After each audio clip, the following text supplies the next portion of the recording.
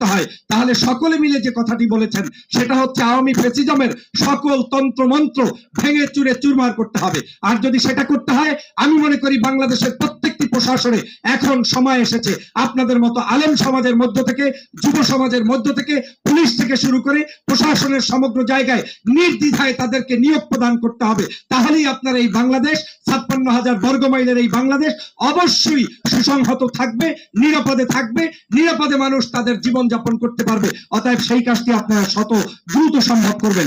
আমি জেনারেল ওয়াকারুজ্জামান সাহেবকে, সেনাবাহিনীকে, নৌবাহিনীকে, বিমান বাহিনীকে ধন্যবাদ জানাই, কারণ তারা নির্লজ্জভাবে আওয়ামী লীগের শত ষড়যন্ত্রের পরেও বাংলাদেশের বর্তমান তত্ত্বাবধায়ক সরকারকে সহযোগিতা করছে। তারা যে সহযোগিতা করছে, এই সহযোগিতাটা আমরা আগামী দিনে সবাই মিলে সম্মিলিতভাবে এই সরকারকে করতে চাই। যতক্ষণ পর্যন্ত এই সরকার স্টেবল একটি রাষ্ট্র ব্যবস্থা কায়েম করতে না পারবে, ততদিন পর্যন্ত আমরা তাদের সাথে থেকে যুব সমাজ